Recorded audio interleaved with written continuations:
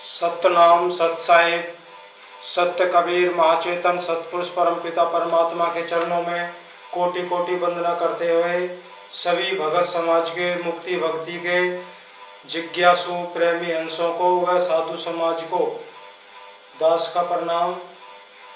आज का जो विषय है सतगुरु कबीर साहिब का मूल ग्रंथ बीजक रमैनी नंबर 13, उसमें साहिब ने इस पंच भौतिक मनुष्य शरीर के विषय में बताया है।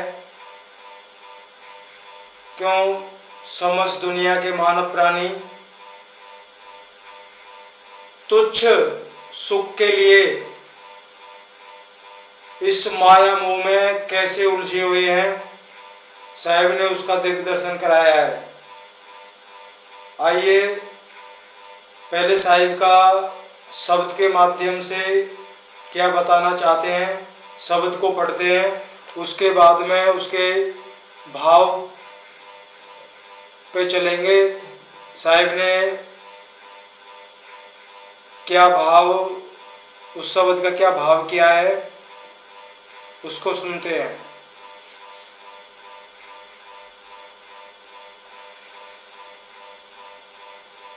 ये बहुत ही अमृतमय सत्संग है साहिब की वाणी के द्वारा। रमैनी 13। नहीं परतीत जो यह संसारा, द्रव की चोट कठिन के मारा। सो तो शेषो जाय लुकाई, काहू के प्रतीत न आई। चले लोग सब मूल गमाई, यम की वाड़ी काटी न गाई। यम की वाड़ी काटी न जाई। आज काज को काल अकाजा, चले लाद दिगंबर राजा। सहज बिचारे मूल गवाई, लाभ ते हानि होए रे भाई। ओछी मती चंद्रमा गयो थाई, त्रिकुटी संगम स्वामी वसई। तब ही विष्णु कहा समझाई, मथुन अष्ट तुम जीतो जाई। तब संकादिक तत्व विचारा, जैसे रंग पराधन पारा। भव मर्याद बहुत सुख लागा, यही लेखे सब संशय भागा। देखत उत्पत्ति लाभ न बारा, एक मरे एक करे विचारा। देखत उत्पत्ति लाभ न बारा, एक मरे एक करे विचारा। मुए गए की काऊ न कही, झूठी आस लाग जग रही। ये शब्द हो गया। अब साखी है साहिब की। जरत जरत ते बाचो, काऊ ने कीन गुहार। विश्व विषय के खाऊ, रात दिवस मिल झार। ये साखी है। अब इसका भावार्थ सुनते हैं। सतगुरु कबीर साहिब कहते हैं, जो मैं समस्त मनुष्य मात्र को सत्य उपदेश देता हूं कि यह दिव्य धनादि माइक पदार्थ केवल इस माइक शरीर के जीवन निर्वाह मात्र ही है। अंत में शरीर के सहित ये सब अपने आप यहीं पर छूट जाते हैं, अर्थात नष्ट हो जाते हैं, क्योंकि यह सब विनाशी पदार्थ। अतः इनके विशेष मोह ममत्व में नहीं पड़ो, केवल इनको शारीरिक जीवन निर्वाह मात्र समझकर ऐसे देव दुर्लभ मनुष्य देह को पाकर अपना कल्याण करो। इसमें प्रेमी सज्जनों समझाने की बात नहीं है, बिल्कुल सीधा सीधा साहिब बोल रहे हैं। कह रहे हैं अपना कल्याण करो तथा अपने चेतन आत्म स्वरूप और महाचेतन सत्पुरुष परमात्मा को जानने एवं प्राप्ति के लिए किसी भेदी सतगुरु की शरण में जाओ। साहिब ने बोला है किसी भेदी सतगुरु की शरण में जाओ। अब भेदी सतगुरु आप और हम अच्छी भली भांति जानते हैं, पूरे संसार में अनंत गुरु हैं जो भेदी सतगुरु हैं। दुखद बात यह है, साहिब की वाणी यों का जो शुद्ध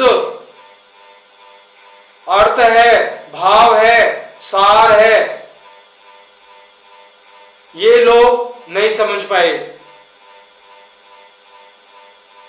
उल्टा ज्ञान देना और साहिब की छत्र छाया में रहकर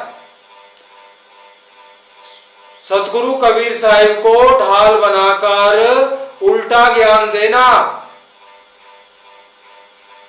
जो ऐसा करते हैं गुरु लोग, शायद उनको आभास नहीं है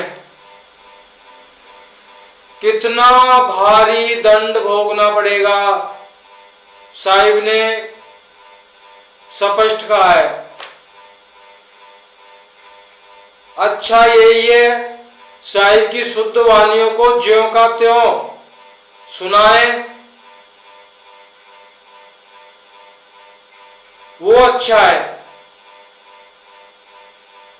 वो साहिब की सेवा भी होगी। अगर निस्वार्थ करते हैं बिल्कुल, तो फिर तो कहने की बात ही नहीं है, उसकी मुक्ति 100% होगी।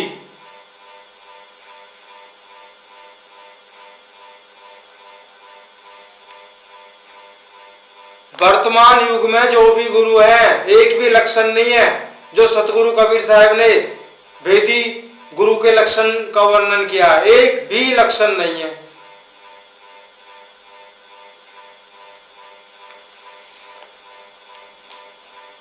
बोल देते हैं, साहिब ने भी कहा है वेदी सतगुरु की शरण में जाओ। कह रहे किसी वेदी सतगुरु की शरण में जाओ और साधन भजन करके अपना कल्याण करो। किंतु इन संसारी अज्ञानी लोगों को विश्वास नहीं होता है, क्योंकि उनको रुपए पैसे द्रव्य धन आदि पदार्थों की प्राप्ति की चिंता की चोट बड़ी कठिन और कड़ी भारी लगी हुई है। ये रात दिन उन्हीं धन आदि पदार्थों की प्राप्ति के लिए ही अनेक प्रकार के उपार्जन में लगे रहते हैं। इनको कभी अवकाश ही नहीं होता, कभी इनको फुर्सत ही नहीं मिलती है। अतः ऐसी स्थिति में ये आत्म कल्याण का साधन कब कर सकते हैं? न्याय और अन्याय तथा अत्यंत कष्ट से उपार्जित धनादि पदार्थ भी तो अंत में इनके साथ जाने वाले नहीं है। कह रहे हैं जिस धन को कमाने में दिन रात लगे रहते हैं, इनको फुर्सती कहाँ है? न्याय अन्याय से उपार्जित धन पता ही नहीं है कि जो मैं कमा रहा हूं या हलाल से कमा रहा हूं, खून पसीने से कमा रहा हूं या हराम का कमा रहा हूं। वह आना चाहिए, कैसे भी आए पैसा। बार बार बोल रहे हैं सब यहीं छूट जाएगा। अगर हमारी बुद्धि में ये आता ना, ये बात तो सबको पता है, नहीं पता। जिसको पता हो जाएगी वो इससे अलग हो जाएगा। चाहे उस पे करोड़ है, लाख रुपया करोड़ है, और वो अरबपति है, वो केवल दृष्टा मात्र साक्षी मात्र रहेगा। सब सौंप देगा अपने बच्चों को अलग।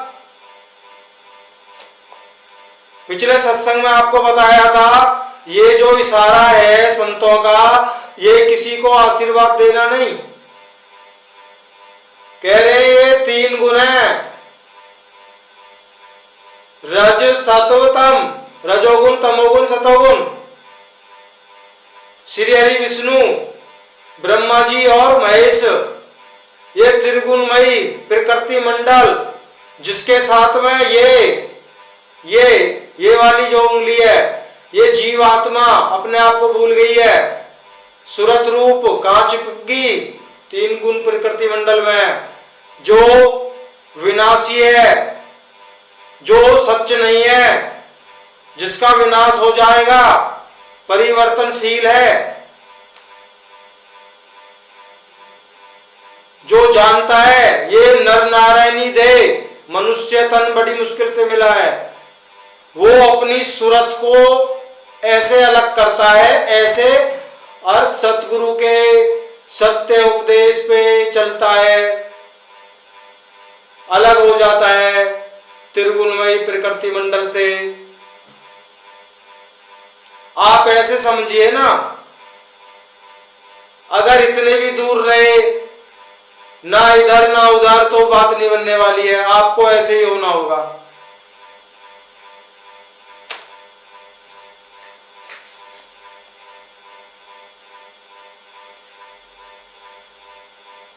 कह रहे हैं सब कुछ यहीं छूट जाएगा, तब भी इस बात पर किसी को विश्वास नहीं है।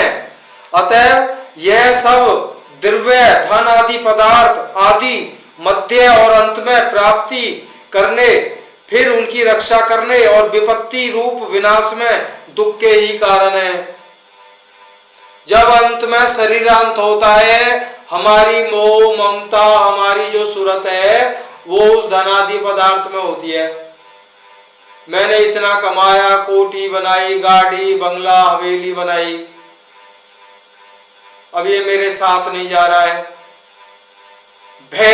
भयाक्रांत, मौत जब सर पे खड़ी होती है तो भयक्रांत होता है जीव। तपस्वी जो होते हैं ना, वो मौत को, उस मौत का वो निरीक्षण करते हैं, वो देखते हैं कैसे आ रही है। और हम तुच्छ जीव, हम डरते हैं।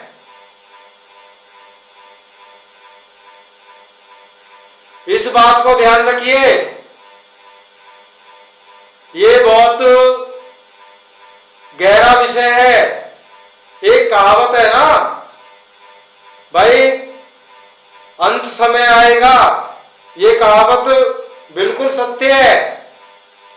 अगर अंत किसी ने कोई भजन सुमृत नहीं करा, अंत समय वो राम राम राम राम से अपनी लिव लगा लेता है, ऐसा होगा नहीं। पहली बात तो जिस राम का सुमरन कर रहा है वो वहीं जाएगा, जहां आशा तहां वासा।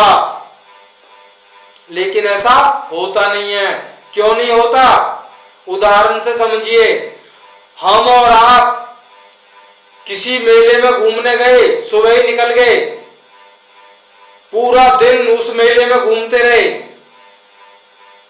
अबेर सवेर जब घर आए, खाना खाया, जैसे ही हम लेटे, चाहे हम कितना ही भजन ध्यान करने वाले हैं रोज के, जब हम लेटेंगे या भजन करेंगे, ध्यान करेंगे, तो क्या आएगा? उसी मेले की चकाचौंध रंग रलियां वो ही ध्यान में घूमेंगी। कितनी लाख कोशिश करें हटाने की, नहीं हटेंगी। क्यों? हमारा सबसे ज्यादा वक्त उस मनमोहक मेले के अंदर गुजरा, वहां नई नई चीजों को देखा।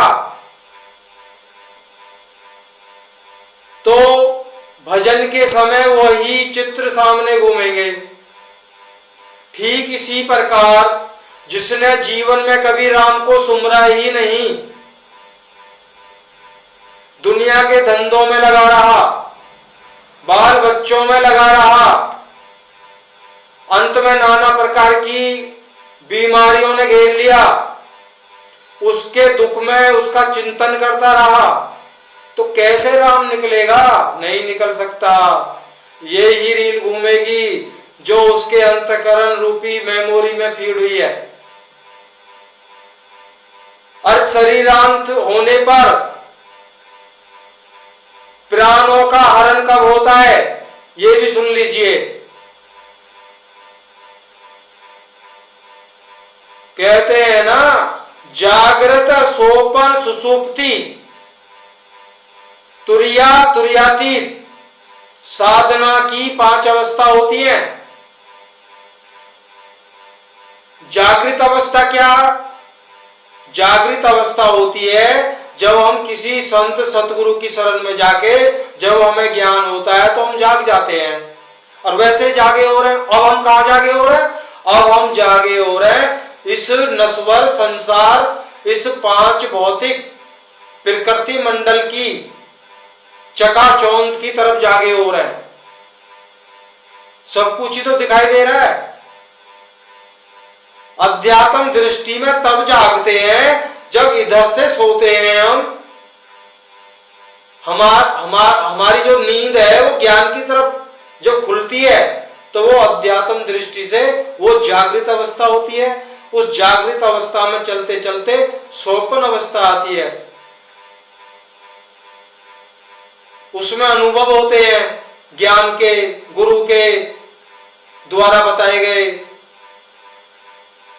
सुषुप्त वो अवस्था होती है जहां ना जागना होता है नहीं सोना होता है। तो उस अवस्था के अंदर जो गहरी निद्रा होती है, गहरी निद्रा के अंदर हमारे प्राणों का आहरण होता है। आपने सुना भी होगा कई जगह, भाई अब ये भाई जाने वाला है, अचेत हो गया। जब डॉक्टर ऑपरेशन करता है तो वो हमें अचेत ही तो करता है, बेहोश कर देता है। दुख दर्द वही होता है लेकिन महसूस नहीं होता। जैसे जब हम गहरी नींद में सो रहे होते हैं, अगर हमारे ऊपर कर सांप भी निकल के चला जाए तो हमें आभास नहीं होता है। अगर कोई चेटुआ बढ़ता है ऐसे तो हम हल्का सा कुलबुलाएंगे, हमारी आंखें नहीं खुलेंगी, क्यों? हम गहरी नींद में हैं। ठीक इसी प्रकार अगर यह जीव गलती से भी राम का नाम ना ले ले, जागृत अवस्था में किसी के प्राण नहीं हरे जाएंगे। ध्यान रखना, जब हम अचेत हो जाते हैं, अब सुनने में आता है मियां बीवी दोनों सत्संगी होते हैं,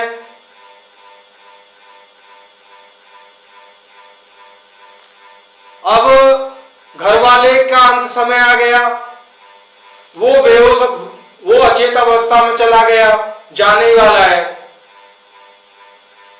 कई भाई और बहनें क्या करती हैं, उसके कान में गुरु मंत्र को बोल देते हैं, अरे मेरे भाइयों मेरी बहनों वो अचेत है, वो नहीं सुन सकता है कुछ भी आप, और नहीं वो बोल सकता है, वो एक सपने से मैं पता नहीं उसकी सूरत कहाँ है, उस अवस्था में उसके प्राणों का हरण होता है। अब ये वो ही जाने उसकी सूरत उस समय कहाँ थी। जैसे हम सो जाते हैं ना, सोने के बाद में सपना आता है खेतों में घूम रहे हैं हम, पानी लगा रहे हैं खेतों में, या तो किसी चीज से कोई मतलब ही नहीं है, 25-30 साल पुरानी कोई जगह अचानक से हमारे चित्त में भी नहीं होती है। कहते हैं मेरा तो कोई ध्यान भी नहीं था, पता नहीं वो फला व्यक्ति मेरे साथ था जिसको काफी समय हो गया, 20-25 साल हो गए मरे, वो मेरे साथ था, हम दोनों घूम रहे थे। तो पता नहीं ये सूरत कहाँ अटक जाती है, वहीं से इसको खींच लिया जाता है, चल भाई।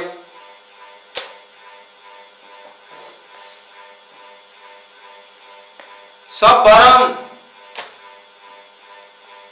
चलो आगे बढ़ते हैं।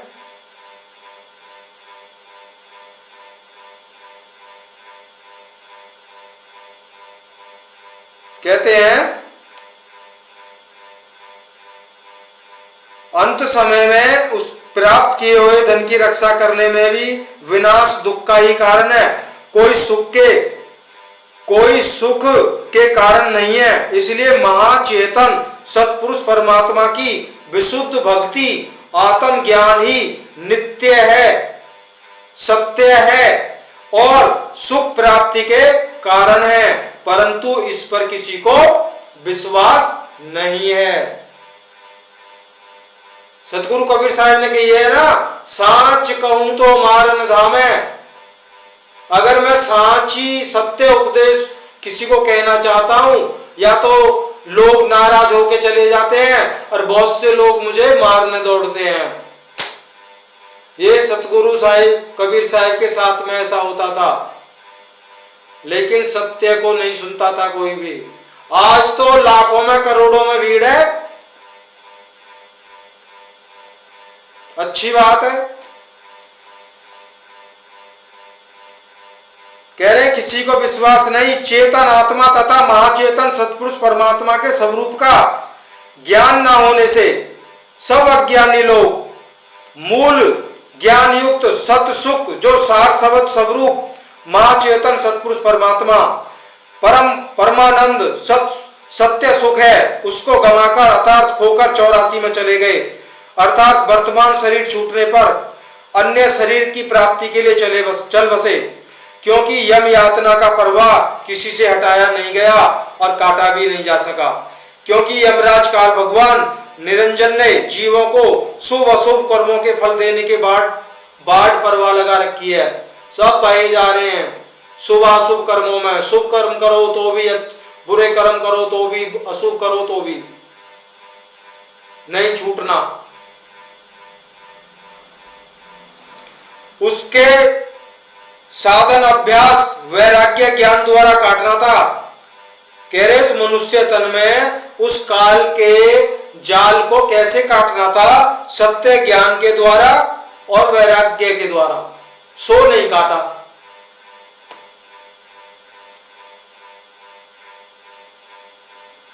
अथवा बंधन का कारण विषयों में आसक्ति है, सो भी नहीं काटी गई, अर्थात नहीं छोड़ी गई, जिससे बारंबार विविध योनियों में पुनः आना पड़ा। हे जीव नर नारी मनुष्यों, आज तुम इस कर्म भूमि मनुष्य शरीर में हो, अतः इसमें तुम्हारा काज अर्थात ज्ञान तथा मुक्ति प्राप्ति का साधन है। भक्ति रूप कार्य सिद्ध सफल हो सकता है। कह रहे आज तुम्हें वो तन मिला हुआ है, वो देह दुर्लभ तन मिला हुआ है। अगर थोड़ी सी कोशिश करो तो आपका इस देह के बंधनों से छुटकारा हमेशा के लिए हो जाएगा। कह रहे भक्ति रूप कार्य सिद्ध सफल हो सकता है, जिससे भव बंधन को काटकर परम सुख स्वरूप सत्य परमात्मा की प्राप्ति का रूप कार्य हो सकता है। अर्थात अन्य पशु पक्षी अन्य योनियों में जाने से अकाज अर्थात ज्ञान तथा मुक्ति का साधन कार्य करना अशक्य हो जाएगा, फिर कुछ भी नहीं होगा। कह रहे जब 84 में चले जाओगे फिर कुछ नहीं बनने वाला। फिर कह रहे हैं आगे देखिए, अनेक राजा महाराजा भी अपने अपने पुण्य पाप रूप कर्मों का बोझा लाद कर चले गए और जा रहे हैं। इस लोक से परलोक एवं इस शरीर से दूसरे शरीर में चले जाते हैं, किंतु सर्व साधन का भंडार मनुष्य शरीर प्राप्त करके भी साधन द्वारा सत्य पुरुष परमात्मा की तरफ किसी का ध्यान नहीं जाता है। यही महाखेद का विषय है। कह रहे इससे बड़ा दुख क्या है? इतना अनमोल शरीर मिला और इसको मिट्टी के भाव में गंवा दिया। अरे मूल ही बचा लो। साहब ने एक जगह कहा है ना, मूल ही, अपने मूल को तो बचा लो। दो व्यक्तियों को धन दिया जाता है बराबर, कहते हैं व्यापार से पैसा कमा के लाओ, बढ़ा के धन को बढ़ाकर लाओ। एक क्या वो अपनी चतुराई ज्यादा दिखाता है, वो ज्यादा मुनाफे के चक्कर में वो मूल को भी गवा देता है। एक परमात्मा में विश्वास करके जब उसे लगता है घाटा हो रहा है, कोई रास्ता साफ नजर नहीं आ रहा, ज्यादा पैसे कमाऊं, तो उसने मूल को बचा लिया। तो ठीक इसी प्रकार मूल क्या है? ये शरीर। कम से कम ऐसे ही कर्म करें कि मूल के बदले मूल मिल जाए। अब मनुष्य शरीर है तो ये मूल है, कम से कम ये मूल आगे भी मिल जाए, हमें आगे भी मनुष्य तन मिल जाए। कब मिलेगा? जब हमें वेदी सतगुरु की शरण ही नहीं मिलती है और हम अपने घर बैठ के रोज एक कोने में, मत बैठिए किसी कोने में। कई मेरे भाई ऐसे हैं कि बहुत छोटे घर भी हैं। कुछ नहीं करना, चिंता करो, उस वेदी सतगुरु की चिंता करो, गुहार लगाओ, इतने कोमल बन जाओ, रो उसके लिए। अगर इतना भी मेरा भाई कोई करता है ना, 100% मुक्ति से जुड़ गया वो। ये सतगुरु जाने अब छुड़ाएंगे या अगले जन्म में छुड़ाएंगे। वो जुड़ गया। क्यों? सतगुरु को इतनी ही खुशी, इतनी ही बात पे बेहद खुशी होती है कि इसने झूठ को छोड़ा और इसने मेरी खोज करनी शुरू करी। कहते हैं ना एक जगह, सतगुरु मैं तो खोज खोज के थक गया, इसमें मेरा दोष नहीं।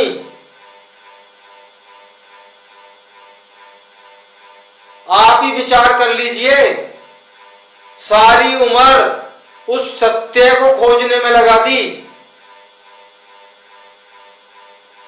तो इसमें हमारा दोष क्या है? तो मेरे भाइयों, सत्य की तरफ बढ़ो। नहीं पता तो कोई पता किसी को भी नहीं है, सत्य का पता किसी को भी नहीं है। ये जो बोल है नहीं, जो आवाज, जो बोल निकल रहे हैं, यही सत्य है। फर्क कितना है? अपने सब रूप को भूल गई जीवात्मा, आत्मा अपने सब रूप को भूल के जीव तत्व दशा में हो गई है।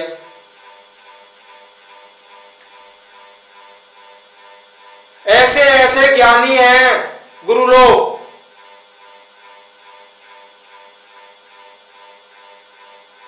भंडारे के नाम पे अथा पैसा पहुंच जाता है। क्या कहते हैं? आत्मा भोजन करती है। उनसे सवाल है मेरा, बहुत उदाहरण बहुत है देने के लिए, पर एक ही बात, हमारा सत्संग चल रहा है, केवल एक ही उदाहरण है। जो योगी महात्मा महर्षि जिनके शरीरों में दीमक लग जाती है तपस्या करते करते, ना तो उनका शरीर भोजन मांगता, ना पानी मांगता, आत्मा की तो बात छोड़िए, तो वो शरीर जिंदा कैसे है?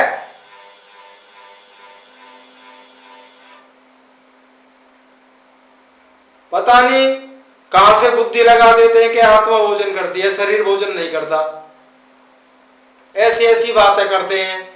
तभी तो साहिब ने कहा, झूठे के घर पतिया में झूठ बोलना शुरू कर दो और गुरु पद पे बैठ जाओ, आनंद ही आनंद है।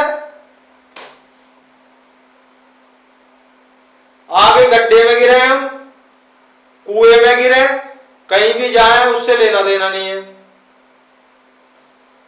क्यों? जो चला गया वो बताने तो आया ही नहीं है।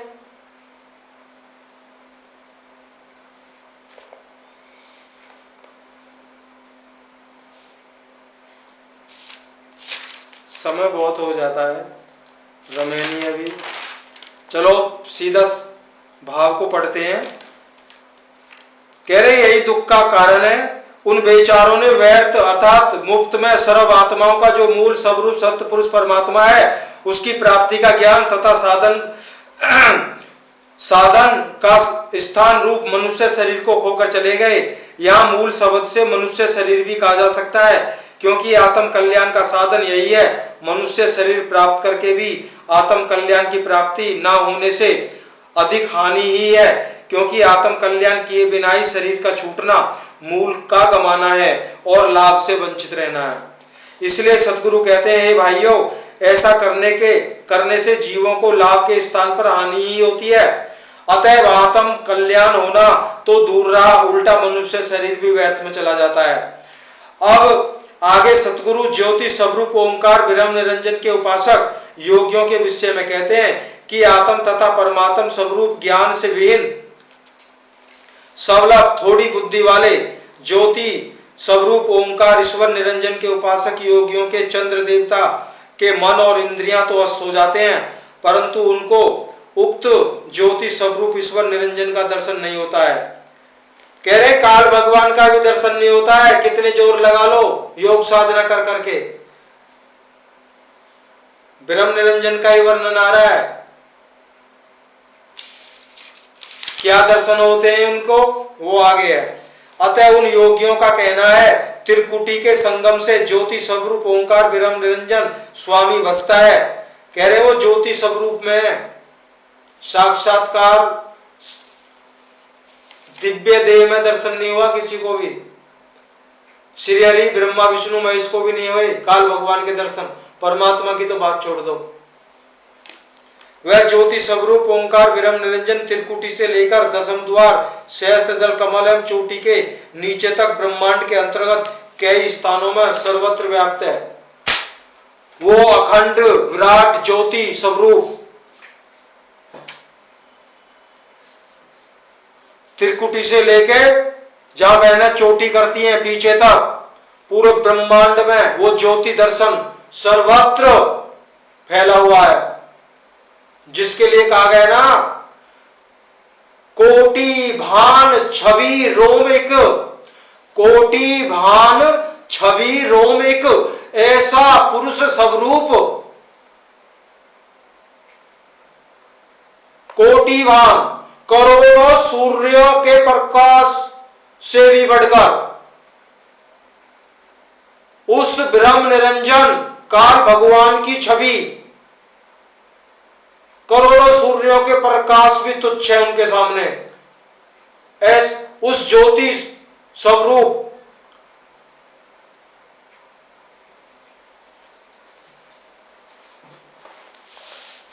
गुरु लोग बात करते हैं परमात्मा की,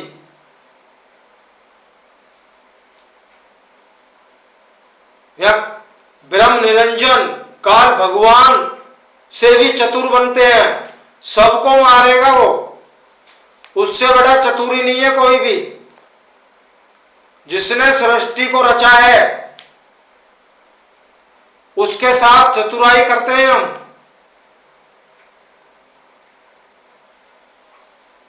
किसी को नहीं छोड़ने वाला। उस ज्योति स्वरूप ओंकार ब्रह्म निरंजन के प्राप्ति यथार्थ दर्शन के लिए हंसा अवतार विष्णु जी ने सनकादिकों को समझाकर उपदेश दिया। यदि तुम उसका दर्शन प्राप्त करना चाहते हो, अब ये जो योग साधना करते हैं ना, वो ध्यान दे दीजिए, जो यहाँ पे ध्यान लगाते हैं त्रिकुटी दसवां द्वार और भी ऊपर जहां जहां ध्यान लगाते हैं, सुन लीजिए क्या करना पड़ेगा उनको। यहाँ पर हंसा अवतार विष्णु जी ने सनकादिकों को समझा कर का उपदेश दिया, यदि तुम उसका दर्शन प्राप्त करना चाहते हो तो ब्रह्मचर्य का पालन करो और 8 प्रकार के मथुनों से तुम यहां से जाकर जीतो। वे 8 प्रकार के मथुन क्या हैं? सर्वन सुमरिन कीर्तन चिंतन बात एकांत दृढ़ संकल्प प्रयत्न तन प्रापति अष्ट कांत। ये 8 प्रकार के मथुन है। ये नहीं है शरीर से ब्रह्मचर्य का पालन कर रहे, नहीं, ये ब्रह्मचर्य नहीं होता। इन सब चीजों को साधना पड़ता है। 8 मथुनों को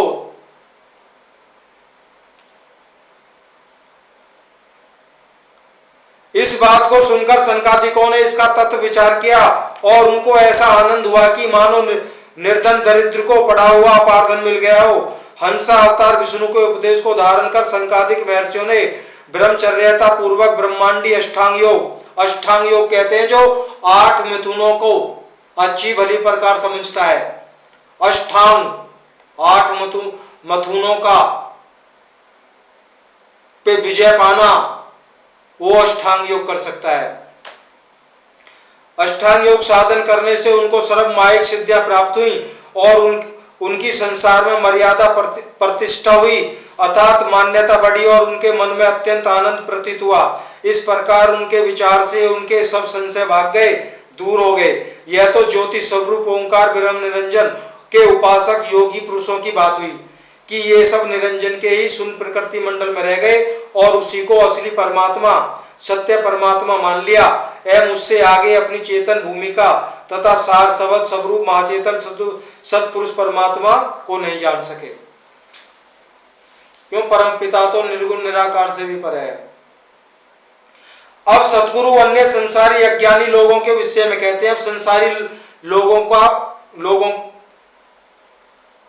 को उपदेश कर रहे हैं। जो मनुष्य ऐसे देव दुर्लभ शरीर को पाकर भी अपने कल्याण के लिए साधन सत्य वेदी सदगुरु की शरण में नहीं जाते, उनकी क्या गति होती है कि उनके देखते देखते अन्य मानव प्राणियों की उत्पत्ति होने में देरी नहीं लगती है। कह रहे शरीर छूटता है तत्क्षण दूसरी देह तैयार, तत्क्षण तत्काल। कितने जो ना पिंड निकालो, कितना ही श्राद्ध करो, उनको कुछ नहीं मिलने वाला। इसका वर्णन गीता में भी है स्पष्ट। ये तो खाने कमाने के धंधे हैं। पिंड निकालो, पिंड तर्पण, श्राद्ध, ये वो अगड़म झगड़म पता नहीं क्या। जरा इतना ही विचार कर लो, हम भी किसी के बुजुर्ग होंगे, हम भी इत्र पुत्र होंगे, हम भी तो पितृ होंगे किसी के। अब वो हमारे नाम से निकालते हैं, क्या हम खाने जा रहे हैं या हमें मिल रहा है खाना? कुछ नहीं मिल रहा। पर विवेक तो है ही नहीं, समझेंगे कहां से? एक जगह कहा ना, जियत बाप से दंगम दंगा और मरे बाप पहुंचा मैं गंगा। जियत बाप की बात ना पूछी, मरे पहुंचा मैं गंग। कहत कबीर कौआ बाप घर बन आवे, कुछ ऐसे ही है। बाप जब तक जिंदा ना तो दंगम दंगा होएगी। बेटा बाप को कहा ना मानेगो, बेटा की बात बाप ना माने। मरगो तो गंगा जी में जा रहे हैं जी। पिताजी ने कही मेरी 97 भाइयों, भंडारो करेंगे, ये करेंगे, जबकि श्री कृष्ण भगवान ने कहा है मरने के बाद में जाने वाले जीव की कोई क्रिया शेष नहीं रहती। आप करो या मत करो, कोई क्रिया शेष नहीं। तत्क्षण देह तैयार होती है, वो जीव वहां चला जाता है कर्मों के अनुसार। कुछ इस तरह के ब्राह्मण हैं, कबीर साहब ने सबके लिए नहीं कहा। उन्होंने कहा है जो सत्य मार्ग पे चलते हैं वो मेरे प्यारे हैं ब्राह्मण, लेकिन जिन्होंने ये पाखंड फैलाया है उनके उस एक रमैनी में उन्होंने बोला है कि इन ब्राह्मण लोगों ने क्या क्या जाल फैलाया है।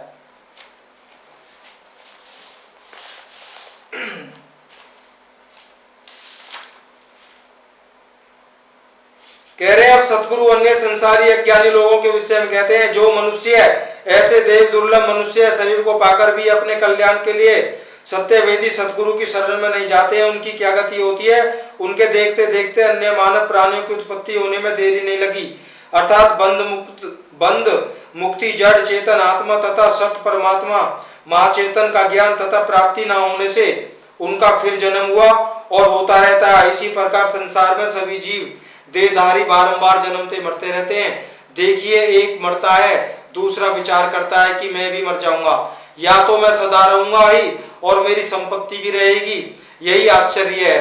परंतु लोग यह नहीं विचारते कि बड़े बड़े पराक्रमी इस संसार से संपत्ति छोड़कर चले गए तो मैं कैसे सदा रह सकता हूं और मेरी संपत्तियां भी कैसे रहेंगी। माया मोह के जाल में पड़े हुए मरने वाले की बात किसी ने नहीं कही।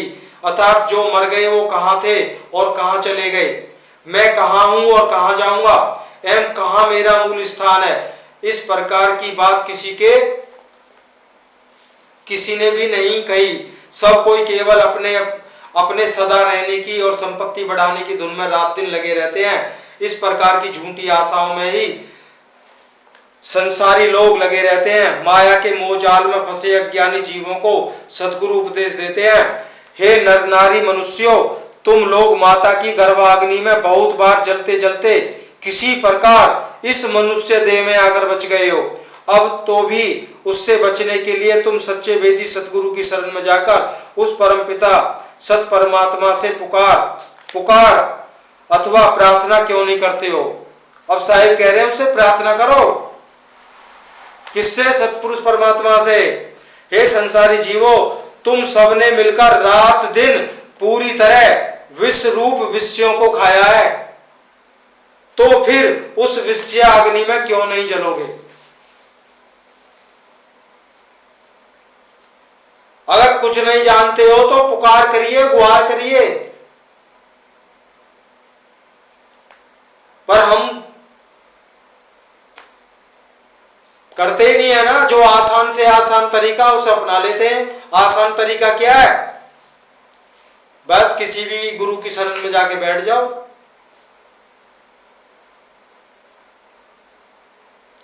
एक राधा स्वामी सत्संग में रहा, स्वयं अपने मुंह से बोलते हैं, उनके भी जो ना कुछ दोहे, कुछ शब्द याद हो ही जाते हैं। उसके बाद में वो अच्छे नहीं लगे तो संत रामपाल दास जी की शरण में गए, उनको भी परमात्मा मान लिया। फिर वो भी अच्छे ना लगे, फिर वो अपने पंथ में थे,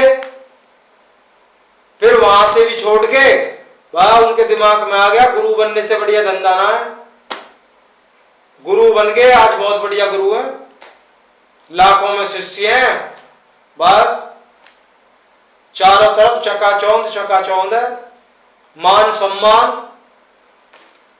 साहिब ने कहा है ना, मोटी माया तो सब तज देते, झीनी माया ना तजी जाएगी। मोटी माया सब तजे, झीनी तजी ना जाए।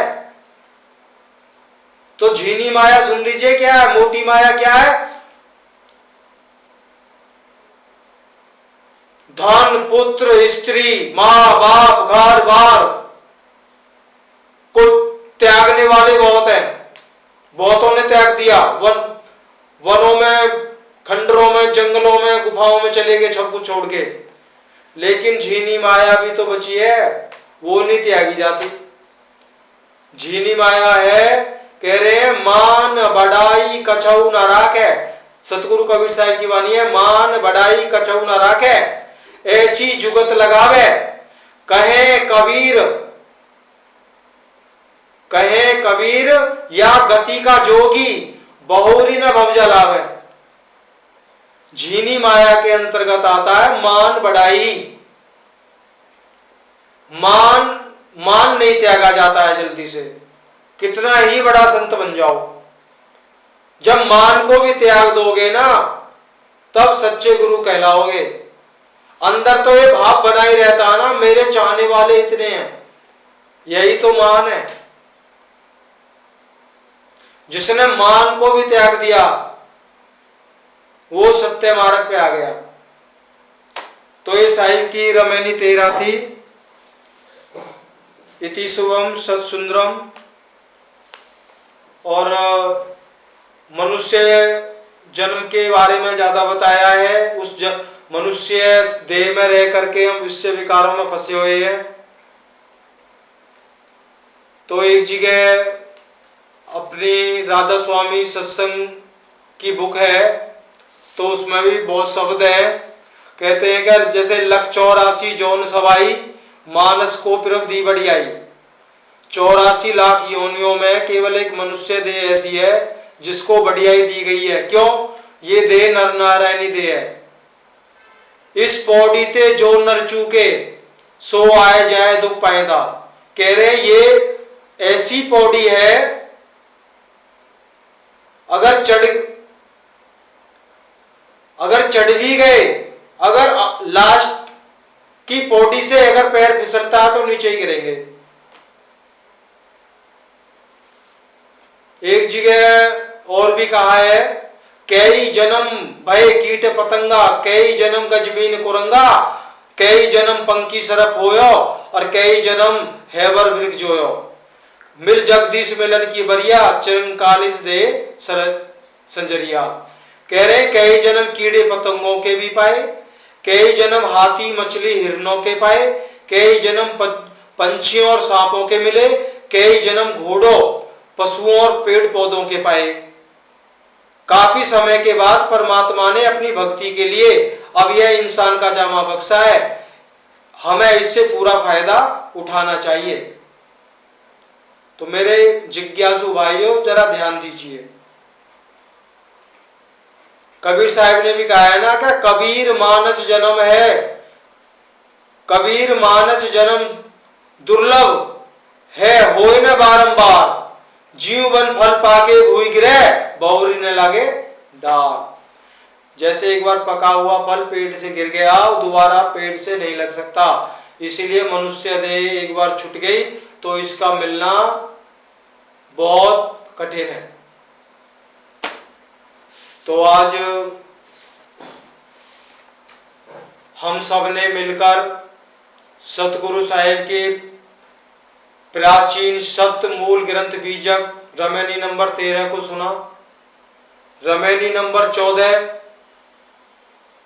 जो आगे आएगी बड़ा गुड रहस्य है, जो भी मेरे भाई सुन रहे हैं, इस दास्ते जितना बनेगा